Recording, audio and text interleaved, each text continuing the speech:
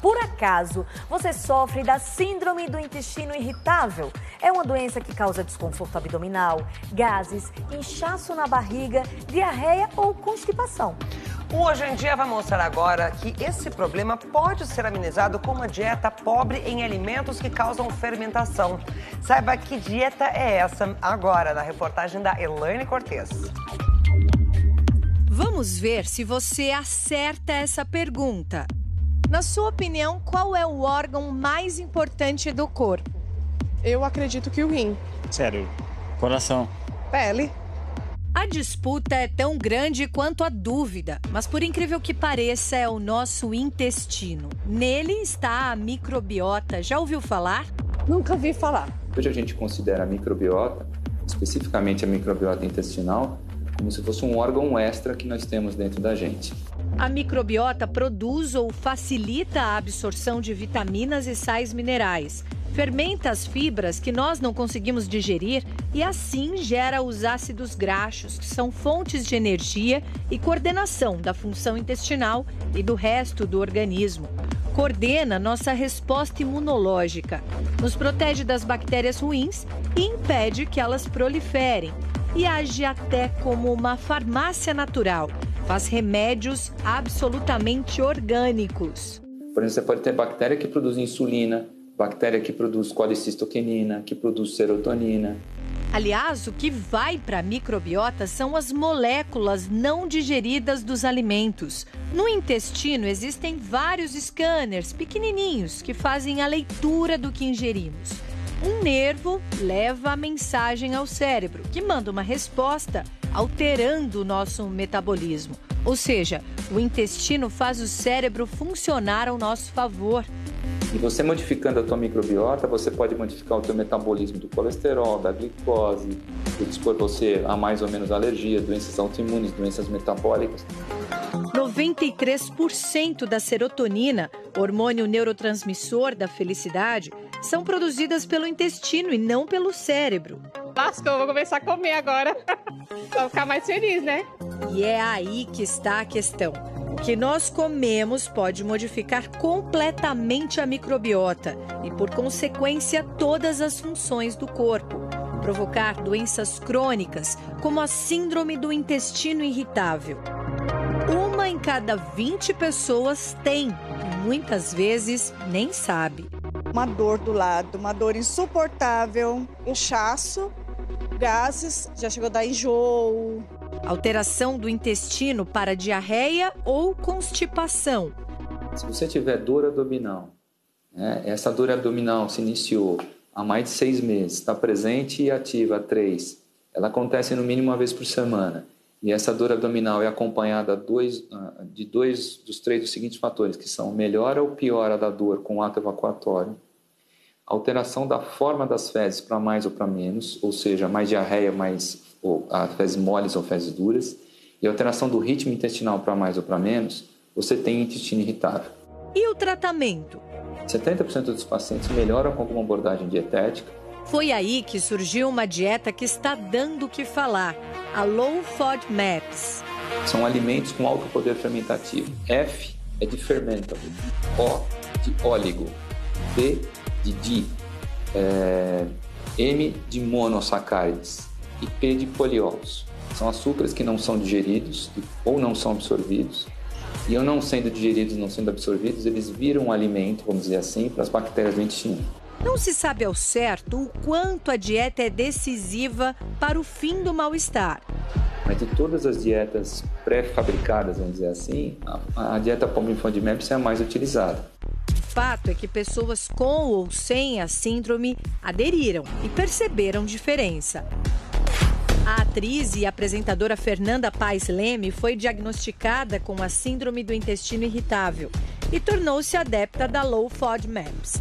Já a blogueira Gabriela Pugliese não tem a doença, mas segue a dieta para conseguir um efeito de desinchaço da barriga. Eu sei que muita gente vai se identificar, que vira e mexe, fica com a barriga estufada do nada por qualquer coisa que come. Às vezes come super saudável, mas mesmo assim tem alimentos específicos que causam isso. É o caso desta personal trainer. Eu comecei a reparar algumas coisas diferentes, como eu ser super magra E eu tenho uma certa protuberância abdominal, um certo estufamento, mas eu nunca tinha pensado o que poderia ser. Alimentação super balanceada, muito exercício, mas sempre o mesmo resultado diante do espelho. Essa pequena protuberância que a princípio não me dava desconforto nenhum, ela ficou mais séria. Me causa hoje um desconforto enorme, dói toda a região e dói bastante toda a região, além de produção de gases e arrotos, enfim, por conta dessa má digestão. Ela ouviu falar da dieta Low FODMAPs e baixou aplicativos que já indicam as listas do que está liberado, do que é permitido com moderação e do que aparece com um sinal vermelho. Você começa a pedir ajuda, você começa a buscar quem tem, a buscar quem pode te orientar. Lembra que a microbiota é única para cada um, como a impressão digital? Mas com a ajuda de uma nutricionista, nós montamos uma mesa dos vilões mais comuns para esses sintomas.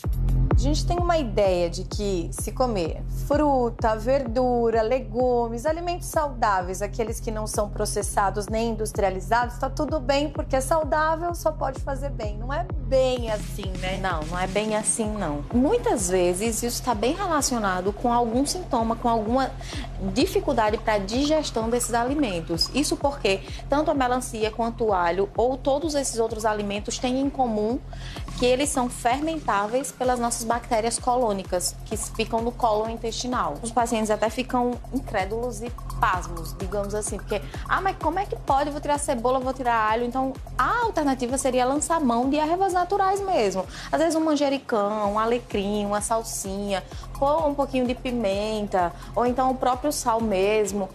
Desidratados são ainda piores, porque o extrato fica mais concentrado. Beterraba também está no grupo, nem cozida, nem crua. Às vezes é melhor até uma batata inglesa, uma mandioquinha, que é mais simples, uma abobrinha ou um chuchu, são de mais fáceis de digestão. Vamos para os grãos, né? O brasileiro come muito arroz com feijão. Como é que a gente tira o feijão? Infelizmente, a gente não tem um outro alimento que seja do mesmo grupo que possa ser substituído, porque todos eles... também não. Ervilha também não, grão de bico não, lentilha não, porque todos eles têm uma peculiaridade que é a formação de gases no organismo. Se você pensar na substituição da fonte proteica, e se o paciente não for vegetariano, ou não for vegano, aí dá pra gente colocar uma carne, um frango ou uma clara do ovo, que aí dá pra gente substituir em relação à qualidade, à proteína mesmo. Mas se ele for, a gente tem que trabalhar com a suplementação à parte. Leite sem lactose ajuda. Leite de soja, leite de arroz, que já existe no mercado. Castanha. Castanha tem um pouco mais de gordura. Então, se o paciente ele tá com a sintomatologia, por exemplo, tá com diarreia, dá um pouco mais de gordura para ele, vai estimular mais o intestino. Então não seria tão indicado. E quando chega nas frutas, complica. Parece o mais perigoso, né? Mais fácil de confundir. Isso, mais fácil de confundir. Que são as frutas ricas em frutose. Frutose é o açúcar da fruta. É o açúcar da fruta. A melancia, a manga, as frutas secas, principalmente o damasco. Então, a própria ameixa também não dá para comer, a ameixa seca, o abacate e a maçã. Substituições. Limão, maracujá, uva, o próprio melão também dá para comer, o morango, o kiwi, e aí ir sentindo. E o famoso xilitol com os outros substitutos do açúcar mais convencional? Perigo. O xilitol é um tipo de açúcar natural que é extraído da ameixa, da framboesa, de alguns cogumelos também, mas ele tem alto poder osmótico. O que é isso? Ele puxa água para o intestino e aí essa água causa uma diarreia mesmo osmótica, que é aquelas fezes liquefeitas com bastante líquido. Então tem que ter bastante cuidado. O desafio é grande. As listas variam de pessoa para pessoa e ainda não foram totalmente definidas. O que precisa ser destacado é comeu, observa, comeu, observa. O que faz mal, infelizmente, tem que ser restrito e o que não faz mal, você vai readaptando. E dá sim para ter uma alimentação saborosa, saudável. A Nelise levou 2 anos para descobrir o que tinha. Ficar inchada, estufada, muito gases, né? Muita flatulência e diarreia. E os meus sintomas só piorando, só piorando. O meu auge, eu fui 26 vezes ao banheiro em um dia. Demorou para um especialista levantar a hipótese da síndrome. Foram 9 meses de restrição total alimentar, né? Ela retirava, por exemplo, uma fruta e ia voltando aos poucos, uma pera com uma maçã. Então, se eu sentisse algum problema, eu tinha que fazer um diário alimentar. Hoje a feijoada não vai para o prato dela. Da salada, só uma parte, cebola separada para todo mundo. E na sobremesa, um bolo de banana sem a fruta. Nós somos o que nós comemos. Mas essa frase é ideal, acho que as pessoas têm que tatuar no braço para lembrar o que é o que a gente come.